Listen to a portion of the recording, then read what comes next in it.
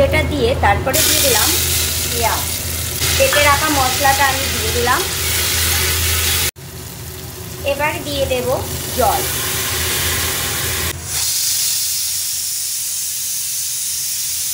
বেগুন দেখো বেগুনের মতোই আছে, একটু নরম হয়ে গেছে, নরম তো হতেই হবে। Hello friend, welcome back to my channel CSK Supriya official. সবাই কেমন আছো? আশা করছি ভালো আছো, আর আমিও খুব ভালো আছি।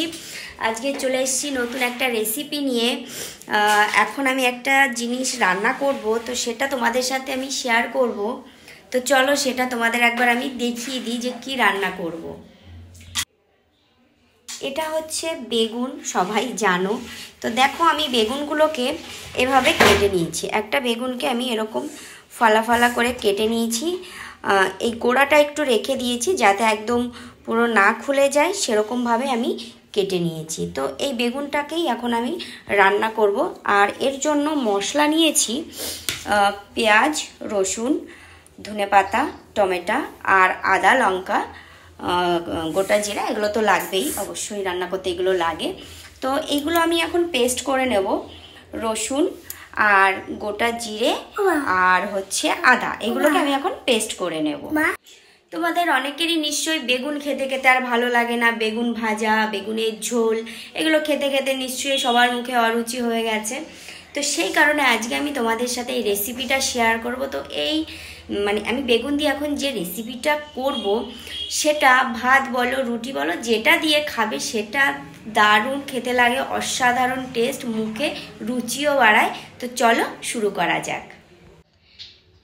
এই যে রসুন, গোটা জিরে, লঙ্কা আর হচ্ছে আদা নিয়ে নিয়েছি আমি। এটাকে এখন পেস্ট করব। পেস্ট বলতে এই শিলনোড়াতেই বাটবো, কেন কি শিলনোড়ার বেটে মশলা করে রান্না খাওয়াটা দারুণ টেস্ট লাগে। এটা টেস্ট আলাদাই হয় মিক্সারের থেকে। তো অল্প একটু মশলা যেহেতু, সেই কারণে এখানে আমি পাটায় বেটে নেব। আর এইদিকে দেখো কি করছে, আমি রান্না করতে এসেছি, সব এক করে দিয়েছে। যা, কি করলে বাবা তুমি? করছো? তো চলো এইগুলো আমি এখন পাটায় বেটে নিই, তারপর আসছি যে কি করে রান্না করছি সেটা তোমাদের দেখাবো। তো চলো। তো গাইস দেখো এদিকে আমার মশলা করা হয়ে গেছে। আর নিয়েছি কুকার। এই বেগুনটা কিন্তু আজকে কুকারেই রান্না করব। তো কিভাবে করি এবার তোমরা দেখতে থাকো। প্রথমেই গ্যাসটা ধরিয়ে নিলাম, তারপর দিয়ে দেব কুকার। এবার কুকারটা গরম হওয়ার অপেক্ষায় রইলাম। দেখি কতক্ষণে কুকারটা গরম হয়। ও তার আগে আরেকটা কাজ আছে, চিমনিটা চালাইনি।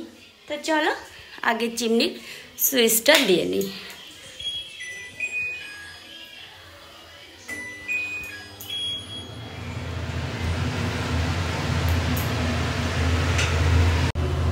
এদিকে কুকারটা গরম হয়ে গেছে। এবার দিয়ে দেব তেল।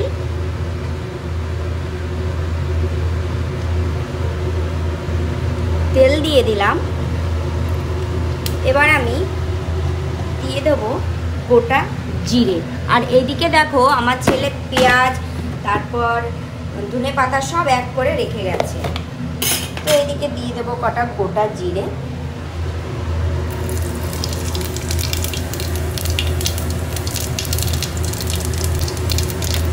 তো গোটা জিরেটা দিয়ে তারপরে দিয়ে দিলাম পেঁয়াজ। তো পেঁয়াজ আর ধনেপাতা আমার আগেই দিয়ে দিতে হচ্ছে, কেন কি আমার ছেলে পেঁয়াজের সাথে ধনেপাতা এক করে দিয়ে গেছে। তো পরে আর আমার এক করা লাগবে না, আমার কাজ বাড়িয়ে দিয়ে গেছে আমার ছেলে। তো যাই হোক, এটা হালকা হালকা করে ভাজা হলে তারপরে দিয়ে দেব মশলাটা। তো খুব একটা ভাজবো না, এটা হালকা হালকাই ভাজবো, মোটামুটি হয়ে গেছে। এবার দিয়ে দেব মশলাটা। বেটে রাখা মশলাটা আমি দিয়ে দিলাম। তো এর মধ্যে এবার দিয়ে দেব নুন, চিনি, হলুদ, যা যা লাগে সব কিছু। এদিকে আমি স্বাদ মতো নুন, হলুদ আর হালকা একটু চিনি দিয়ে দিয়েছি। তো তারপরে দিয়ে দিয়েছি টমেটো, দিয়ে জল দিয়ে হালকা হালকা করে নাড়া দিয়ে নিচ্ছি, একটু কষিয়ে নেব তেল ছাড়া পর্যন্ত। তো তেল ছাড়া পর্যন্ত আমাকে এটা কষিয়ে নিতে হবে।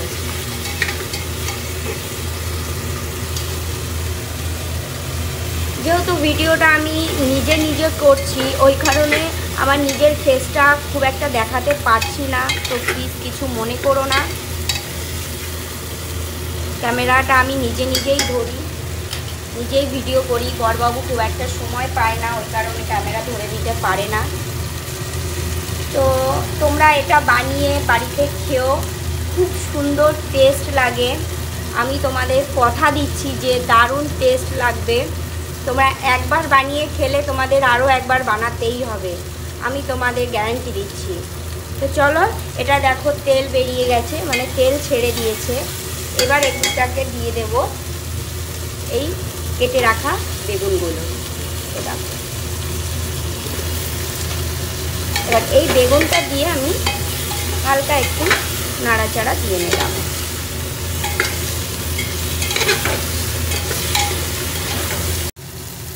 এবার দিয়ে দেব জল। জলটা খুব বেশি দিলে হবে না, পরিমাণ মতন জল দিতে হবে, যাতে বেগুনগুলো সিদ্ধ হয়, ঠিক সেরকমই জল দিতে হবে। তো সবাই সবার আন্দাজ মতন একটু জলটা দিয়ে নেবে। জলের মাপটা আমি ঠিকঠাক বলতে পারলাম না, তো যাই হোক আমি এদিকে জলটা দিয়ে নিলাম।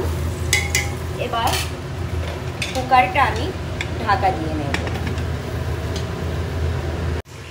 কুকারটা দেখো আমি ঢাকা দিয়ে দিয়েছি।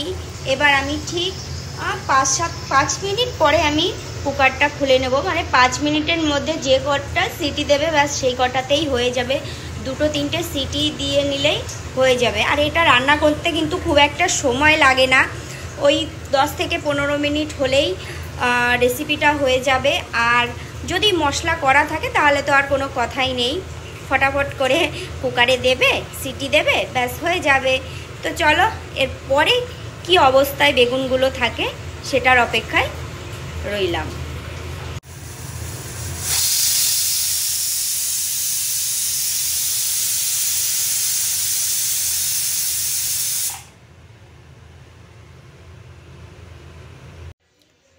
পাঁচ মিনিট পরে আমি কুকারের ঢাকনাটা খুলবো। তো আমি দেখো এটা আমি খুলে রেখেছি, কারণ কি এটার হাওয়াটা আমি বের করে দিয়েছি, না হলে বেগুন জিনিস তো ভিতরে যদি এই হাওয়াটা ভিতরে থেকে যায় তাহলে হয়তো টক হয়ে যেতে পারে, যে কারণে আমি হাওয়াটা খুলে আমি এটাও ঢাকনাটা খুলে রেখেছি। কিন্তু ভিতরে কি হয়েছে আমি কিন্তু সত্যি বলছি দেখিনি, তো তোমাদের দেখাবো বলেই আমি এরকম ঢাকা দিয়ে রেখেছি। তো দেখো এই যে আমি খুলছি, তোমরা জাস্ট দেখতে থাকো। এই যে দেখো, সরি ক্যামেরা ধোয়াতে ধোঁয়াশা হয়ে গেল।